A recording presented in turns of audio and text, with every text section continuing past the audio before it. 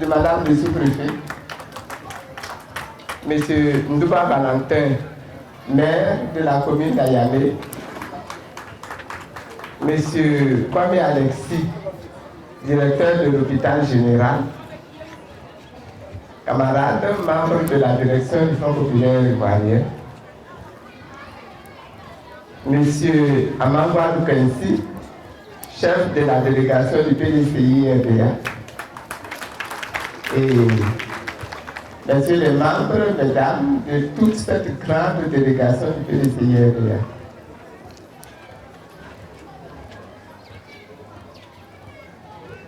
On me dit qu'il y a une délégation du RHDP qui est là.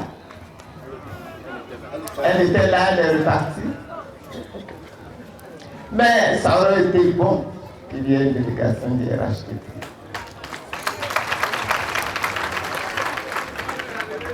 Mesdames et messieurs de la délégation du FOIGEP,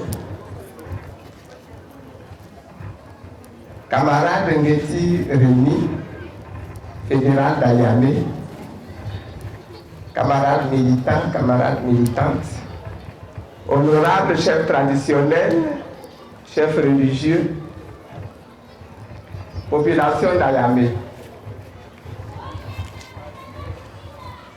Le rendez-vous avec Ayamé a été pris il y a déjà très longtemps.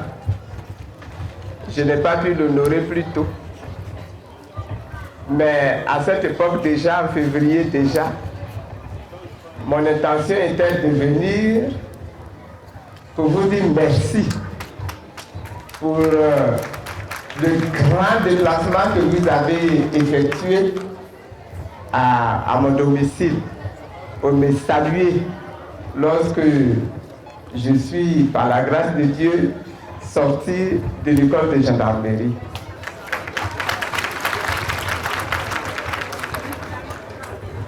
Remerciements, salutations. Tout le Sud Congolais m'a honoré grandement en venant avec une délégation impressionnante qui comptait plus de 1500 personnes. Et qui m'a apporté des vêtements, du matériel pour refaire toute ma salle à manger, toute ma cuisine, des cuvettes, des soupières, vraiment, même il y avait des sacs de charbon, je m'en souviens. Merci beaucoup. Merci beaucoup.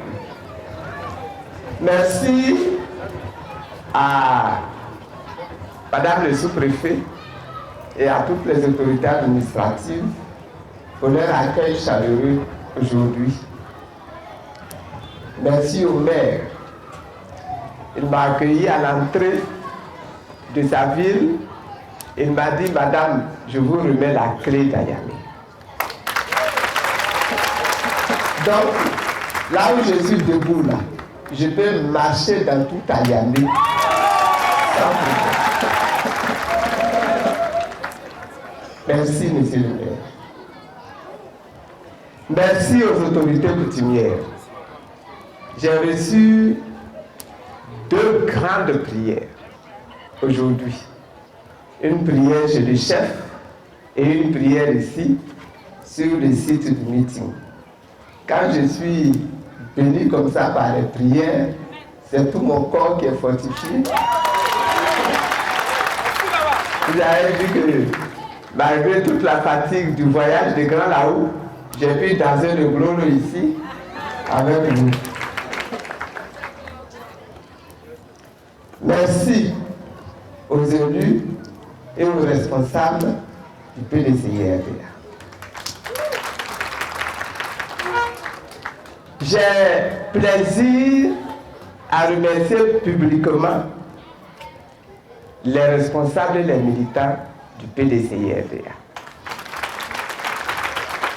Il y en a dedans avec qui nous étions amis depuis longtemps, mon mari et moi. C'est le cas pour le grand frère Amangwan Kessi. Nous étions amis depuis longtemps. Donc qu'ils viennent m'accueillir, c'est normal. S'ils ne venaient pas m'accueillir, j'allais le mettre à l'amende. Mais aujourd'hui, le PDCI est là. En tant qu'institution, en tant que parti politique. Donc ceux qui sont là, ce n'est pas des amis. Ce n'est pas des amis.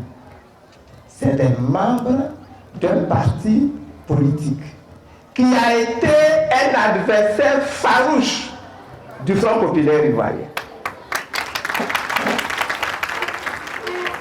Moi-même, j'ai été obligé de venir sur le terrain ici dans le sud du Congo pour bousculer le PDCI, pour que le RPI prenne place ici, prenne racine ici. Et aujourd'hui, le RPI a pris racine.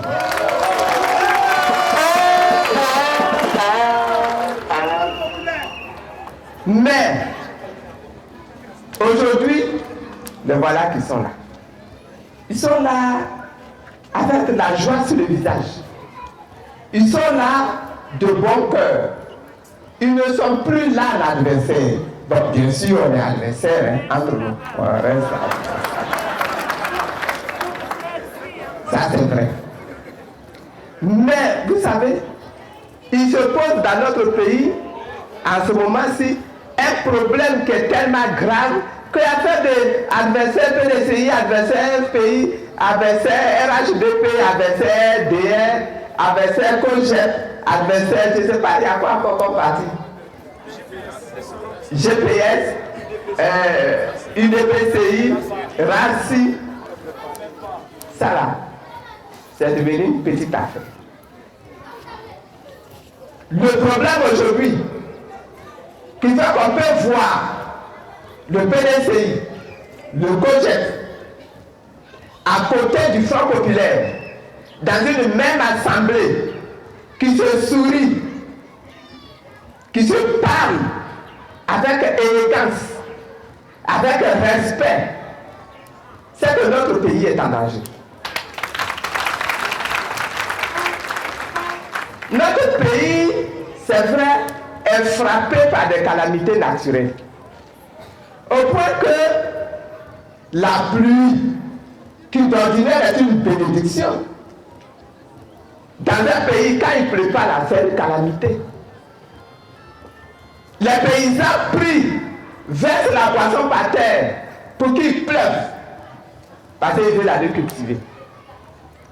Les pêcheurs prient pour qu'il pleuve, parce qu'ils ont besoin de l'eau là, pour que les poissons dans la lagune, dans les rivières, dans les fleuves puissent survivre et qu'ils puissent pêcher.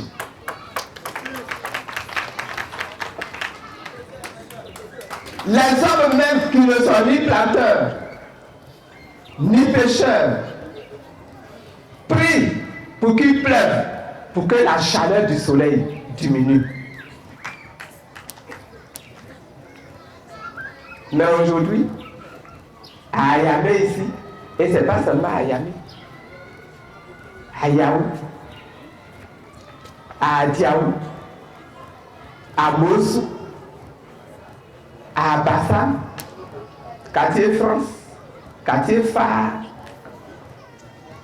la pluie a semé des désastres incroyables dans la vie des populations. On me dit qu'ici à Yamé, il y a même eu un mort. Ça, on appelle ça une catastrophe naturelle.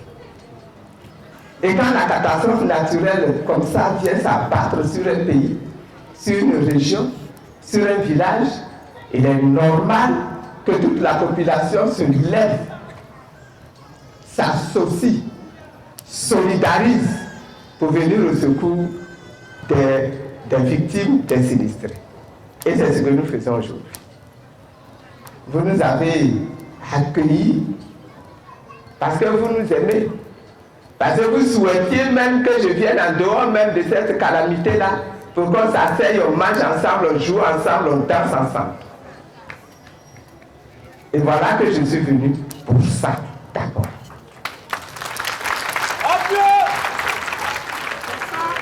Que Dieu bénisse Ayamé.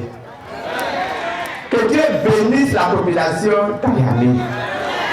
Que Dieu écarte la population d'Ayamé, que Dieu écarte toutes les calamités naturelles, tous les sinistres, les maladies, les souffrances, les chagrins. Que Dieu écarte cela d'Ayamé. Que Dieu lui-même fasse que quand il pleut en Côte d'Ivoire, partout en Côte d'Ivoire, que la pluie là soit une bénédiction et non pas une malédiction. Que Dieu apaise les cœurs qui ont pleuré à cause de cette catastrophe. Mais j'étais en train de dire, il y a des calamités naturelles. Mais il y a aussi les calamités politiques. Et en Côte d'Ivoire, en ce moment-ci, là, nous sommes dans une calamité politique.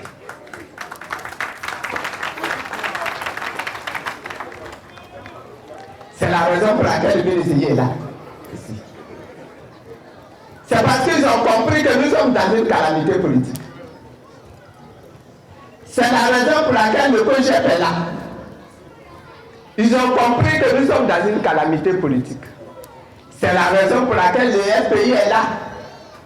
Ils ont compris que nous sommes dans une calamité politique. C'est la raison pour laquelle le président Bédié, malgré son âge, s'est levé, est monté dans un avion, est parti jusqu'à Bruxelles pour rencontrer le président Gbagbo, qui est plus jeune que lui. Parce que nous sommes dans une calamité politique. La solution, chaque fois qu'il y a une calamité politique, la solution, elle est de Dieu. Mais pour que cette solution qui vient de Dieu atterrisse sur la terre pour faire du bien à toute la population, il faut que les hommes qui sont sur la terre ouvrent leur cœur pour accueillir Dieu. Et c'est pourquoi à chaque fois que je parle, je dis, la solution est dans notre main.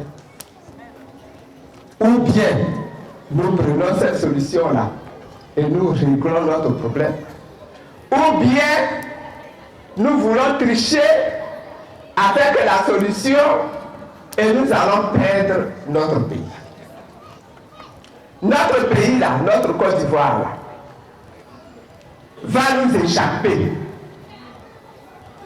Notre pays, notre Côte d'Ivoire là, va nous être arraché si nous sommes incapables de nous élever au-dessus de tous nos chagrins, au-dessus de toutes nos revendications, au-dessus de toutes nos erreurs pour réunifier notre pays. Notre pays a besoin que chacun laisse de côté pour un temps les divergences politiques, les rancœurs, les souffrances, pour tendre la main chacun à l'autre. C'est la seule solution que nous avons. Que le peuple de Côte d'Ivoire, qui est constitué d'une soixantaine d'ethnies, il y en a au sud ici, il y en a au centre, il y en a à l'ouest, il y en a à l'est, il y en a au nord. Nous avons des cultures différentes.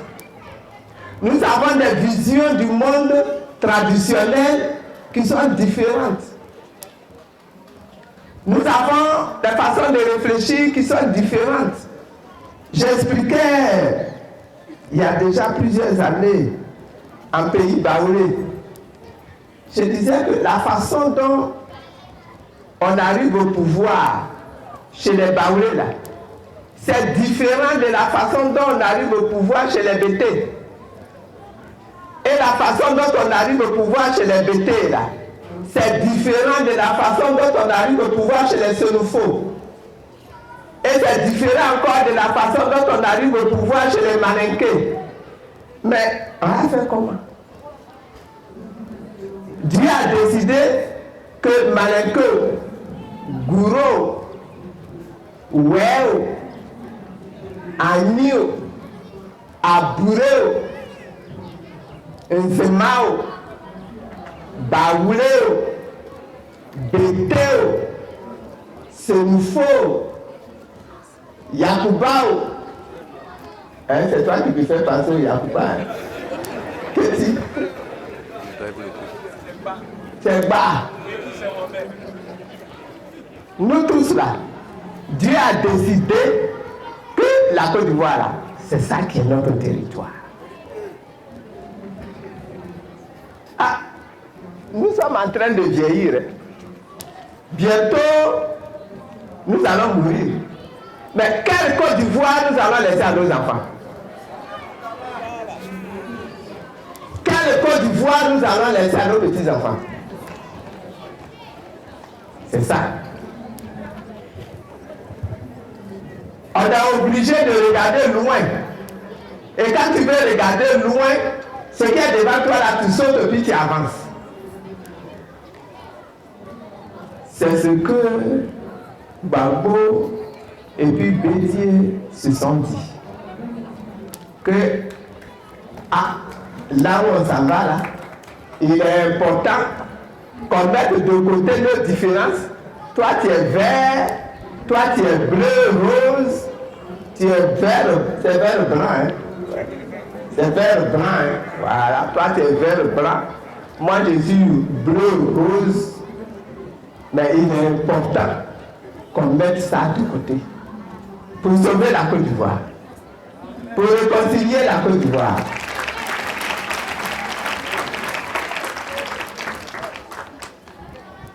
Par la grâce de Dieu, les deux chefs là ont compris ça. Voilà Gbagbo Laurent qui est allé en prison à La Haye, déporté à cause de qui?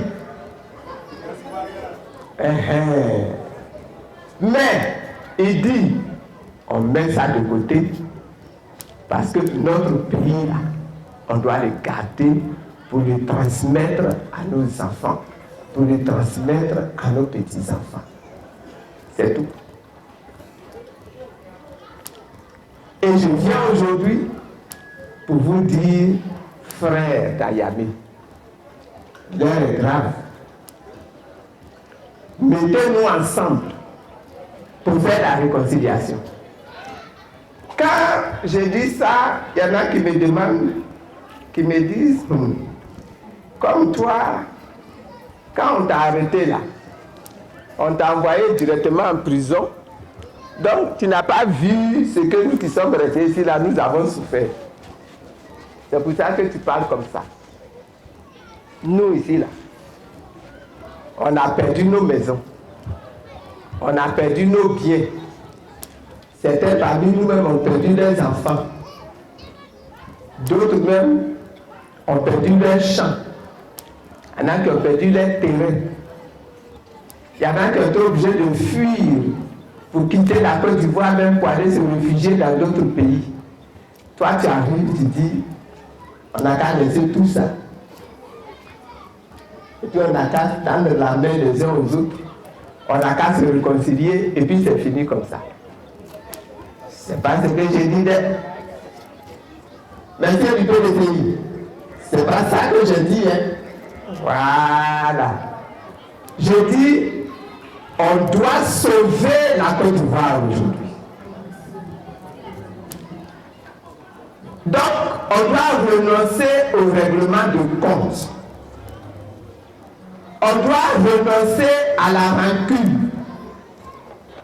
On doit renoncer à l'aigreur. D'ailleurs, quand tu mets l'aigreur dans ton ventre là, à qui tu rends service ou à qui tu fais du tort. Parce que l'aigreur, la rancune, c'est ça qui donne l'ulcère d'estomac. C'est ça qui donne la tension. Ou bien. Donc finalement, quand tu accumules la rancune dans ton cœur, que tu accumules l'aigreur d'estomac dans ton cœur, tu te donnes toi-même les maladies et toi-même tu raccourcis le chemin vers la mort. Donc il faut renoncer à ça.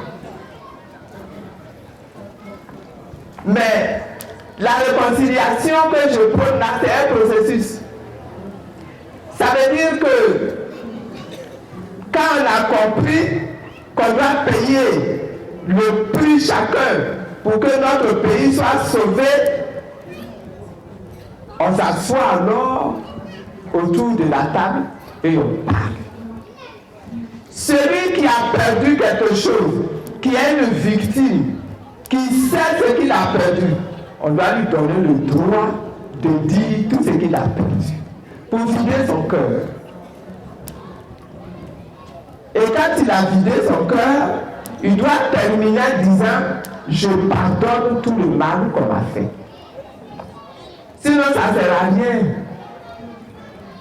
Donc la victime doit être d'accord pour accorder son pardon à celui qui lui a fait du tort.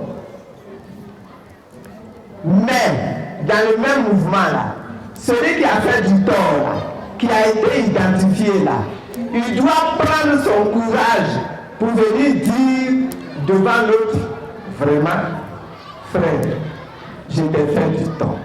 Je te demande pardon. Si tu ne demandes pas pardon, le pardon qu'on t'accorde n'arrive nulle part. Et donc, moi, je demande pardon. Je te demande de me pardonner. C'est le deuxième mouvement. Troisième mouvement, je t'ai fait du tort. Je t'ai même arraché ta maison. Je viens te rendre ta maison. On appelle ça la restitution. Ce que tu as pris, qui ne t'appartient pas, il faut le rendre au propriétaire.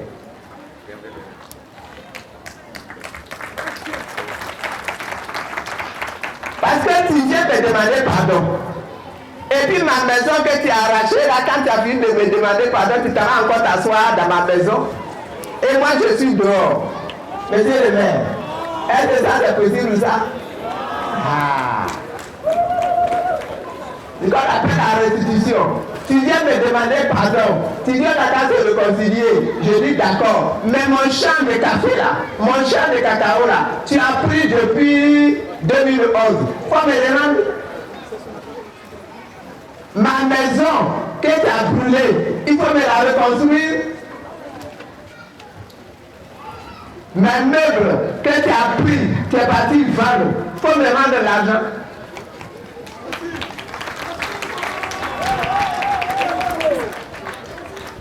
C'est le troisième mouvement, c'est la restitution. Monsieur du PDCI, vous devez nous aider à ça. Monsieur les chefs du village, vous devez nous aider à ça.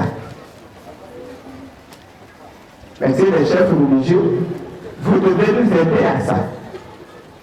Il faut que ce processus-là soit accepté par tout le monde. Celui qui a été victime doit accepter de pardonner. S'il n'accepte pas de pardonner, et s'il dit, comme quelquefois j'entends les gens dire, vraiment vous là, attendez un peu, on va quand même régler un peu les comptes, et puis après, comme vous, on vous écoute là, vous allez venir et puis vous allez arranger ça. Mais entre-temps, laissez-nous pendant 2 jours, 3 jours, on va se partager et puis d'accord. Si on fait ça, on ne récupérera pas notre pays. Si on fait ça, notre pays là va nous être arraché. Il y a plein de gens qui sont là, hein, à l'affût. Hein. Notre pays là, ça plaît à beaucoup de gens. Dieu a mis dans ce pays là, je ne sais pas trop quoi, mais quand quelqu'un arrive ici, tout de suite ce pays là lui plaît. Hein? Et si on veut que ce pays là nous soit préservé, que nous puissions le récupérer et le rendre plus tard à nos enfants, à nos petits-enfants, pour que notre communauté ivoirienne soit perpétuée, nous devons payer le prix aujourd'hui. C'est ce mouvement-là que j'appelle la réconciliation.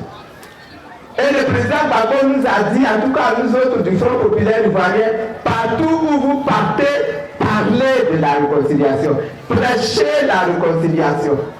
Si on ne s'entend pas, si on ne se réconcilie pas, on n'aura pas d'élection tranquille dans notre pays. Vous êtes d'accord avec moi? Nous disons, il faut que la CEI soit modifiée. Nous disons qu'il faut que la liste électorale soit modifiée.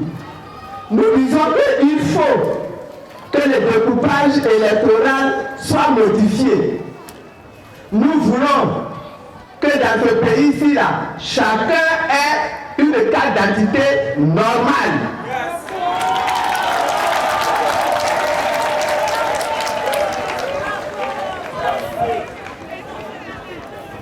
Nous voulons qu'en Côte d'Ivoire ici, quand tu as ton extrait de naissance, c'est un extrait de naissance qui est authentique, qui n'est pas un extrait de naissance fraudé.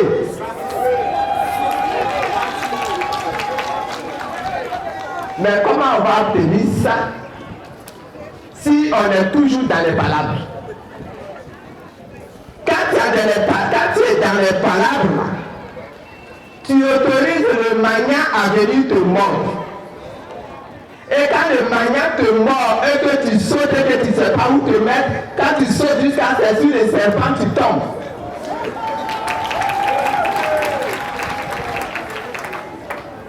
Si on veut éviter ça, on est obligé de s'attendre.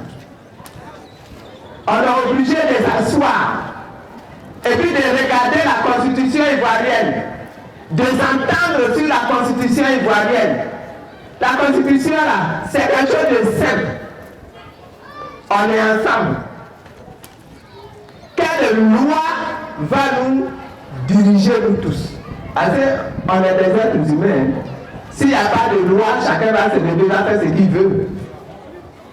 Donc il faut une loi autour de laquelle tout le monde va s'attendre et tout le monde va marcher selon cette loi-là. Mais pour ça, là, il faut qu'on s'asseye. Il faut qu'on examine la loi ensemble. Il ne faut pas que quelqu'un se permette de venir torturer la loi aujourd'hui parce qu'il veut gagner les élections. Hein? Il ne faut pas que quelqu'un se lève aujourd'hui, il modifie la loi parce que ça l'arrange. Mais pour ça, là, on doit s'asseoir. Et si on doit s'asseoir, c'est qu'on s'entend. C'est pour ça que faire la réconciliation est quelque chose d'extrêmement important. C'est d'autant plus important aujourd'hui que les élections là, c'est bientôt. On dit en 2020, on va avoir des élections présidentielles. Mais on ne s'est entendu sur rien pour le moment. C'est quelle élection on va faire? Et comment on va éviter ce qu'on a connu en 2010? En 2010, on a eu des morts. Regardez récemment, il y a eu des élections municipales. Les FPI n'étaient pas candidats, mais le PDCI était candidat. Regardez comment ça s'est terminé. Dans certaines localités, les gens se sont découpés à la machette. Dans d'autres localités, on a fait pression sur les gagnants pour qu'ils se retirent et puis que ce soit les vaincus qui prennent la place.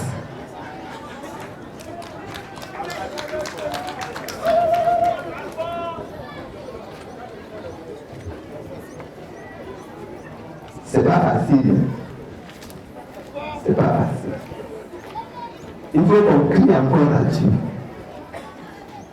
Il faut qu'on crie à Dieu.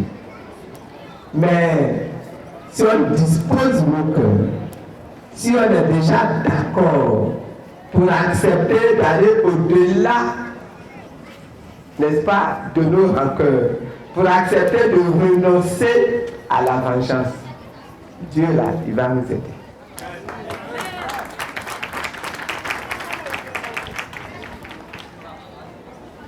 Chef, c'était ça mon message principal.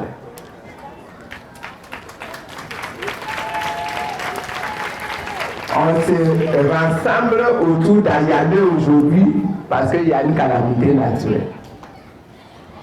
On doit, c'est parce que c'est ça la loi. Quand il y a une calamité, la loi pour vaincre la calamité, c'est la solidarité. Aujourd'hui, la calamité là, c'est Ayamé, on a solidarisé. Mais la calamité, demain immédiatement là, ça va être la Côte d'Ivoire. Il faut qu'on puisse encore solidariser et se mettre ensemble. Merci du PDCI, vous qui avez compris cela. Merci du COGEP, vous qui avez compris cela. Merci du Front populaire ivoirien, vous qui avez compris cela. Merci pour vous autres, population d'Ayamé, qui avez accepté de venir vous asseoir pour entendre ce message. Que le message là marche et rentre dans vos cœurs, qu'il rentre dans vos âmes, qu'il transforme, qu'il agisse dans vos intelligences, qu'il agisse jusque dans vos pieds, dans vos jambes et dans vos bras, pour que chacun d'entre vous devienne un soldat de la réconciliation, un soldat du salut de la Côte d'Ivoire. N'oubliez pas, Dieu fait des miracles ici, dans notre Côte d'Ivoire. Dieu a fait des miracles. Dieu est présent dans notre pays. Parce que Dieu nous aime tout simplement. Dieu aime les Ivoiriens. Dieu veut prendre les Ivoiriens là pour en faire des leaders au niveau de toute la sous-région et au niveau de toute l'Afrique et même au niveau du monde. Mais Dieu nous demande pour ça de payer le prix. Et le prix qu'il a payé là, il est faible. Il y a juste à renoncer à la vengeance. Il y a juste à renoncer à, comment on peut dire ça, la rancœur. Il y a juste à aimer la nation ivoirienne. Il y a juste à mettre la Côte d'Ivoire et la nation ivoirienne au-dessus de tout. Au-dessus de tout. Le président Laurent Gbagbo l'a compris, hein. Depuis qu'ils l'ont déporté là-bas, vous n'avez jamais entendu le président Gbagbo en train de lever la voix pour maudire ceux qui l'ont fait partir. Pas une seule fois. Il dit simplement, il faut que la vérité soit proclamée. Il faut que la vérité soit proclamée. Mais la vérité là, c'est Dieu. Je ne sais pas si vous êtes au courant. La vérité, c'est Dieu. C'est un de ses noms. Mais quand la vérité, c'est Dieu, ça veut dire que la vérité, elle va être proclamée. Parce que Dieu est toujours proclamé. Dieu est toujours assis dans la gloire. Dieu est toujours assis sur son trône. Dieu est toujours assis dans sa sainteté. Dieu est toujours assis dans la lumière. Donc forcément, le mensonge prend le devant, mais la vérité finit par triompher. Et la vérité est en train d'être proclamée. À La Haye, ils ont fait tout ce qu'ils pouvaient. Ils disent on va les juger. Ils l'ont jugé. Ils disent il faut des témoins. Ils ont envoyé des témoins. Ils avaient envoyé même plus d'une centaine de témoins. Quand ils ont commencé à écouter les témoins, leur honte a commencé à sortir. Au bout de 80 témoins, 82 témoins, ils ont dit si On est intelligent. On va arrêter là. Il y a Dieu, mon ami.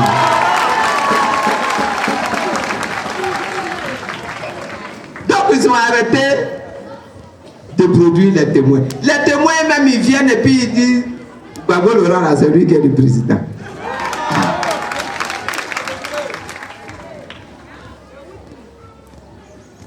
Ils ont dit les témoins, retirez-vous. On a des preuves. Bon, envoyez les preuves. Ils ont commencé à sortir des preuves. Ils ont sorti des preuves. Moi, j'étais assis dans le coin de gendarmerie et puis je les écoutais. J'ai dit, mais qu'est-ce qu'ils cherchent même? Ou bien la honte là, eux, ils sont nés après, ou bien.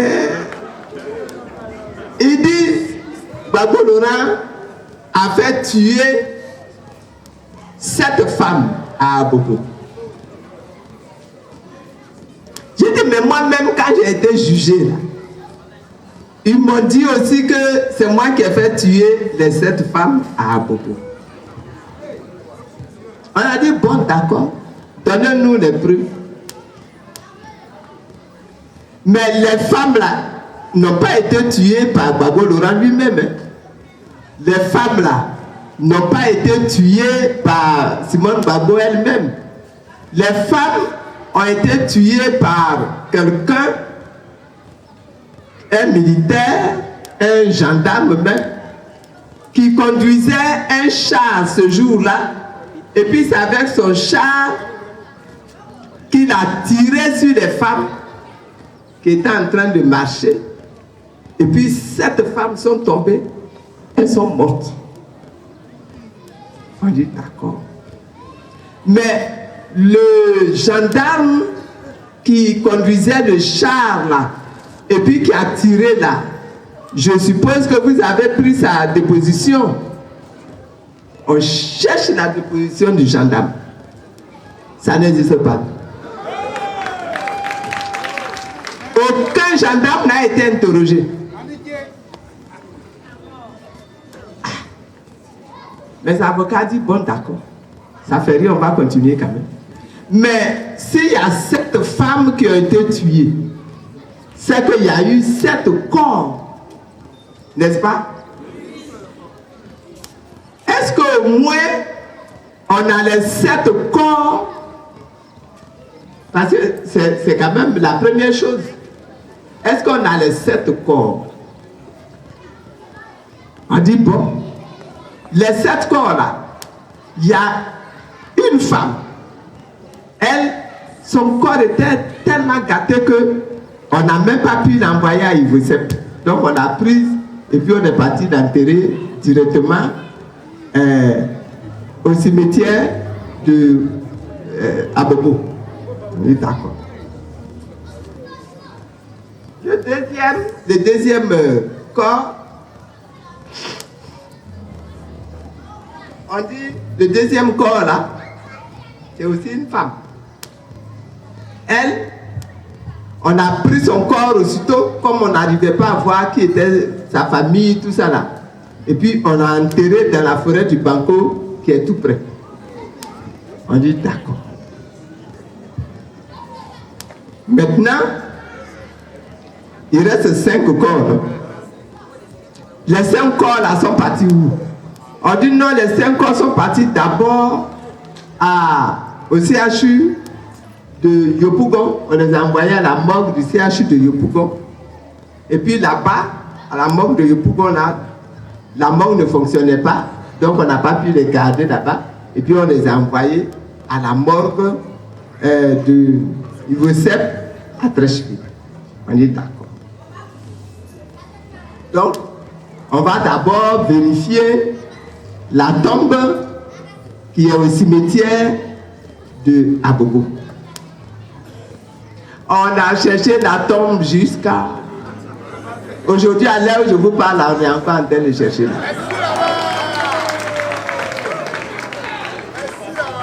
Bon. Comme nous, on n'a pas les moyens scientifiques là, on a dit, bon, on va prendre des gens de la CPI eux-mêmes, ils vont venir chercher. Donc, ils sont venus ils ont obtenu un papier, ils ont, comment on dit ça,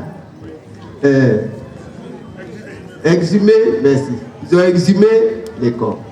Ils ont pris une partie du corps, ils sont allés analyser jusqu'à en Europe, hein, ils sont allés analyser là-bas, en Europe. En tout cas, c'est des Allemands, en tout cas, ça a été analysé là-bas. Le résultat de l'analyse vient. Vous avez écouté à la CPI, hein? On dit le corps que vous nous avez donné là, c'est un corps qui est mort plusieurs années après 2011.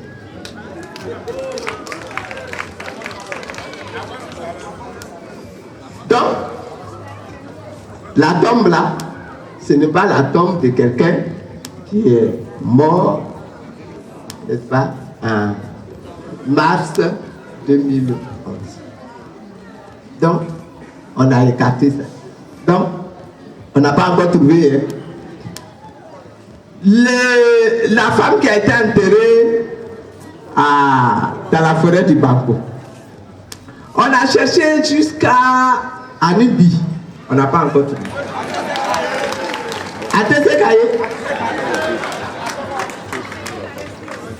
On dit, bon, qui a enterré le corps? On dit c'est un Guinéen. Bah, les Guinéens là, il habitait à Bobo, non? Oui. Appelez-le, il va aller nous montrer la tombe. On dit non, les Guinéens là, il est reparti en Guinée. Bon. La Guinée, c'est pas un pays qui est très loin de la Côte d'Ivoire. Donc on va envoyer une délégation là-bas de juges avec une commission rogatoire. Ils vont aller le prendre, ils vont l'amener et puis il va nous indiquer. On dit non, hein, les Guinéens là, quand il est arrivé en Guinée là, il est mort. Je ne plaisante pas, hein. Bon. On dit ça fait rien. Il reste encore quand même 5 morts. Les 5 morts ont quitté Yopougon et sont venus à Treichville. Le DG de Ivosep lui-même, il a été entendu. Il dit qu'il a réceptionné 5 corps. D'accord. Donne-nous la page du registre où les 5 corps ont été inscrits, n'est-ce pas, quand tu les as réceptionnés. On a cherché les registres, on a cherché les pages jusqu'aujourd'hui. On n'a pas retrouvé. On dit que même si le registre, si vous n'avez pas enregistré, ça ne fait rien. Mais au moins les corps là sont où? Il dit non, que les corps là, on les a enterrés dans une fosse commune à Bobo. Comme c'était en train de pourrir, on les a enterrés dans une fosse commune à Bobo. Mais qui vous a autorisé à enterrer les corps là dans une fosse commune? Il dit c'est le procureur de la République. Donnez-nous le document du passé, le procureur de la République, là, lui quand il passe par écrit, hein, donnez-nous le document écrit du procureur de la République jusqu'à aujourd'hui. On n'a pas encore trouvé. Mais lui il est en voyage, mais son document. Il est parti en voyage à son document. La CPI est venue. On lui a donné, la CPI, on lui a présenté la fosse commune. Dans la fosse commune là, ils disent qu'ils ont enterré plus de 1100 cadavres. Dans plus de 1100 cadavres, ils disent qu'ils ont retrouvé les 7 morts. Donc, plus même d'autres qui disent que leurs parents, les enfants ont été tués, tout ça. Donc, ils ont pris 15 éléments pour aller analyser en Europe. Ils sont allés, ils ont analysé jusqu'à le résultat qui est venu. Les éléments là, les ADN des éléments là, ne correspondent pas au ADN des parents des victimes. Donc l'affaire est restée comme ça. Et comme c'est resté comme ça, le juge à la CPI, enfin le juge même de la CPI, moi-même, la cour d'assises qui me jugeait là, a décidé que laissez la femme là et va aller chez elle. Et c'est comme ça que la cour d'assises a décidé de m'acquitter et que j'ai été acquitté. La cour, la chambre du tribunal à la CPI a eu exactement la même réaction. Et c'est pour ça que le 15 janvier 2019, le juge Terfouze a conclu que Gbagbo Laurent, il est innocent de toutes les accusations qui ont été portées contre lui. Il a prononcé son acquittement et il a décidé que Gbagbo Laurent doit être mis en liberté immédiatement. C'est pour ça que tout à l'heure on vous disait Gbagbo Laurent n'est plus à la prison à la EO. Il est sorti, il est libéré de prison. Mais quand ils l'ont libéré de prison, ils l'ont bloqué à Bruxelles. Sous prétexte que le procureur là-bas a décidé de faire appel du jugement. Ça, vous savez, quand on te juge, le procureur peut faire appel de ton jugement. Même tes défenseurs même peuvent faire appel aussi du jugement. Donc, on a fait appel de son jugement et c'est possible, donc, si le procureur est suivi par la cour, c'est possible qu'on lui fasse un autre procès. Donc, en attendant de lui faire un autre procès, il n'a qu'à rester en même temps avec eux là-bas. Il est en liberté, mais sa liberté est restreinte et réduite. Pour le moment là, il ne veut pas revenir dans son pays. Et comme on voit que partout les gens protestent contre une telle décision, et que c'est possible que très bientôt il retourne dans son pays, le diable qui n'a pas fini de remuer sa queue là, a décidé une autre tactique. Vous avez appris récemment que ici même en Côte d'Ivoire, on vient de faire un deuxième procès à Gbagbo Laurent, cette fois pour crime économique. Et on l'a condamné à 20 ans de prison. Pourquoi crime économique? On dit que à la fin là, de son pouvoir, là, pendant que les gens préparaient à faire la guerre, là, la BCEAO a reçu l'ordre de ne plus lui donner d'argent pour qu'il continue de diriger le pays. Parce qu'il voulait le mettre en difficulté. Donc lui, il s'est levé. Il est parti prendre de force l'argent de la BCEAO pour payer les salaires à la fin du mois, pour payer les activités du pays dans le mois. Donc, on dit qu'il a volé l'argent de la BCEAO. Et c'est pour ça là qu'on l'a condamné à 20 ans. Nous, on leur a demandé, mais quand Gbagbo Laurent a pris l'argent de la BCEAO, là, il était président de la République. Il dit oui. Donc le président de la République, là, l'argent qu'il a pris, c'est l'argent de la Côte d'Ivoire. Il dit oui. Donc il n'a pas volé. Et il a pris l'argent là, c'est avec ça il a payé les salaires. Monsieur le juge, vous-même qui êtes en train de le juger là, ça a payé votre salaire. Donc si Gbagbo Laurent est voleur, merci frère, merci. C'est ça que j'allais dire. Si Gbagbo Laurent est voleur, celui qui prend le bien d'un voleur pour faire ce qu'il veut là, on l'appelle receleur. Donc si Gbagbo Laurent est voleur, donc toi-même juge là, tu es receleur, parce que tu n'as pas refusé de prendre ton salaire quand on t'a payé. Et si Gbagbo Laurent est voleur et que toi tu es donc receleur, donc normalement là, dans la loi, le receleur est payé, est puni de la même peine que le voleur. Donc si Gbagbo Laurent doit faire 20 ans, monsieur le juge, prends la route toi-même aussi. Tu vas faire 20 ans aussi. Est-ce que vous voyez? Donc ils ont condamné Gbagbo Laurent à 20 ans. Mais tout le monde voit la tactique, non? Quelqu'un qui est condamné à 20 ans, s'il vient et qu'il est candidat, la candidature va être rejetée. Tu ne peux pas avoir 20 ans de condamnation et puis être candidat en Côte d'Ivoire à la tête de l'État. Donc voilà toute la tactique. Hein. Et ils pensent que cette tactique-là, on ne voit pas. Mais nous, on voit. On voit. On voit bien et on dit, Gbagbo Laurent là, il va rentrer.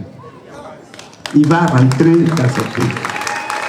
Le miracle que Dieu a fait et grâce auquel moi j'ai pu sortir de prison, parce que moi-même là, c'était pas évident que je sorte de prison. Moi-même, j'ai été condamné à 20 ans aussi. Et me voici aujourd'hui dehors. C'est un grand miracle de Dieu. Le miracle là, Dieu l'avait commencé avant même que nous n'allions en prison. Les bombes qui sont tombées sur la résidence. Des centaines de bombes qui sont tombées sur la résidence. On a été bombardé du 30 mars jusqu'au 11 avril. Tous les jours. Mais Dieu a fait son miracle. Dieu a protégé la résidence où nous étions. De sorte que nous sommes restés sous les bombes, nous n'avons eu aucune égratignure. Aujourd'hui, regardez M. Kadhafi. Il est mort sous les bombes. Ses enfants sont morts sous les bombes. Ses petits-enfants sont morts sous les bombes. Nous avons échappé à cause de la fidélité de Dieu. Dieu dit que ma fidélité sera pour vous un bouclier, c'est-à-dire à protéger notre tête. Rien que par sa fidélité. Il avait commencé ce miracle. Il nous a sortis de prison. Et j'ai dit la porte par laquelle Dieu a permis que je sorte de prison. Dieu lui-même, il dit que ma porte, quand elle est ouverte, personne ne peut la fermer. Personne ne peut la fermer. Et par cette porte-là, je suis sorti de prison. Par cette même porte, Gbagbo Laurent va rentrer dans son pays. Par la même porte. Par cette même porte, tous ceux qui sont partis en exil vont revenir dans leur pays. Les exilés ont commencé à rentrer. Kofi Lazare est rentré. Et ainsi de suite. Parce que Dieu a sa main sur cette nation. Et moi, je suis confiante. Et je suis tranquille. Et c'est pour ça que je vous annonce qu'en 2020, là, le Front populaire ivoirien là, va aller aux élections. Va aller à toutes les élections.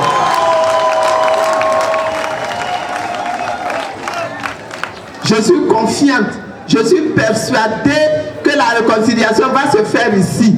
Je suis persuadée que tous nos textes là vont être réformés ici. Je suis persuadée que le code électoral va être réformé ici. Je suis persuadée que les listes électorales vont être reprises et réformées ici. Je suis persuadée que les élections là vont se dérouler avec une CEI propre, qui n'est pas la CEI qui est là.